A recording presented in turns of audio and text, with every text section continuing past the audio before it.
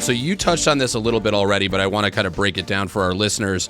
So the population of Ireland was 8.2 million people in 1841, which is about 1 million more people than Ireland has today. So that's pretty amazing. And again, you threw out these figures, but by 1931, it had dropped to about 4.2 million. So you're talking about a 50% decline over 50 years. And then even though the population was net growing, you had tremendous emigration through the 1980s. And so wondering kind of what drove this prolonged emigration, and then also what changed. Because if you look at Ireland over the last 35, 40 years, the population's grown tremendously, about 40%. So, we know the horrors of the famine. Let's talk about the positives coming out of it. The population of the country was 8 million in the early 1840s. By the 1870s, that was down to less than 4 million. And the gross figures would be that 1 million died on the roadsides, 1 million emigrated to the United States, and hundreds of thousands of others to Britain and to Australia, to where some were deported to Van Diemen's Land, which is Tasmania, or to mainland Australia. So the thing was that if you look, Ireland was a white Catholic country because of the plantation of the country with landlords after the Great Wars in Europe.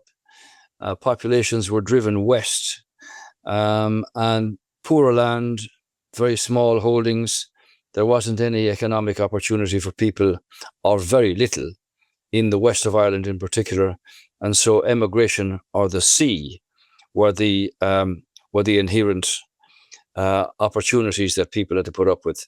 And so the coffin ships that left from the west coast heading for Grosse Ile or places in America brought with them a population that carried songs and stories and the tradition of hardship that was there. So yes, we did have real difficulties economically. There were huge political problems in the 1850s, 60s, 70s, 80s. Agitation for land ownership, evictions from houses, or people who were unable to pay taxes or whatever, and therefore emigration was the only opportunity, and that continued right through until you had the famous political personalities in the House of Commons who were representing Ireland, Charles Stewart Parnell and many others. Daniel O'Connell before that, who fought for Catholic emancipation. And the Irish joined up in World War I to fight for the British Army and in British uniforms on the basis that they would be given home rule if the Allies won that war, which they did. However, in the middle of the Great War between 1914 and 1918, another rising took place in Dublin in 1916. And that lasted for a week. It was one of those frequent risings of the day. Mm-hmm. But the difference was that all the leaders of that were executed. And that turned the population against the British government. Then you had a war of independence. You had truce talks with Gladstone. You had a treaty arrangement made in the early 20s. And the state was founded after a civil war in 22. So you had to rebuild or build a new state from scratch, with no opportunity to have, resources like countries have now. So Ireland faced difficulties in the 30s, 40s, and 50s. And then at the end of the 1950s, you had the first sort of economic program written for a country, a small country that was one of the first of the 20th century to achieve its independence. And two big events occurred in my lifetime, which were, if you like, opportunities that Ireland has built on. The first of these was the announcement of free education in the late 1960s, where hundreds of thousands of young people, young boys and young girls, did not go to anything beyond the very basic primary school system. And so they started to go to secondary school and then eventually on to third level education and colleges. And the second major event was the joining of Ireland, along with Great Britain, to the European Union in the mid-1970s.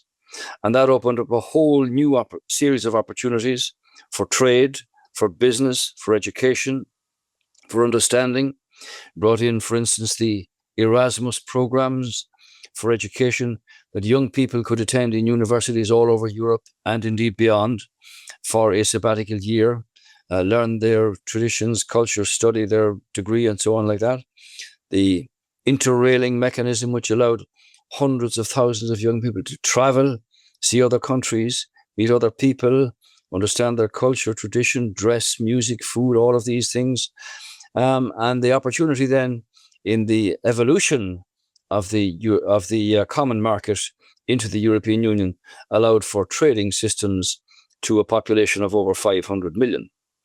In the middle of all that, clearly the United States had a very big bearing on Ireland's past and present and indeed future, because over the years, beyond the scale of just working as the construction workers or the road builders or whatever, the Irish and their descendants got into business, into politics, local, state and federal, and represented in the White House on many occasions.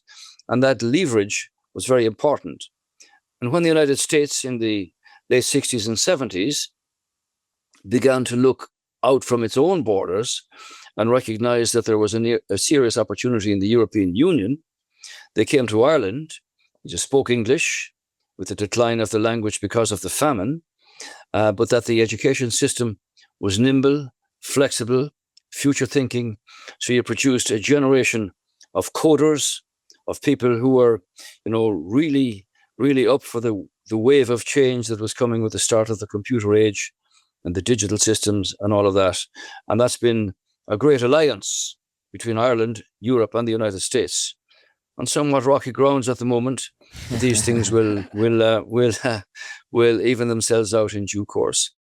All of that legacy of hardship and pain and penury from the famine was imprinted on the minds of the people, and education and their future through education was of critical importance and still is for Irish and the young Irish.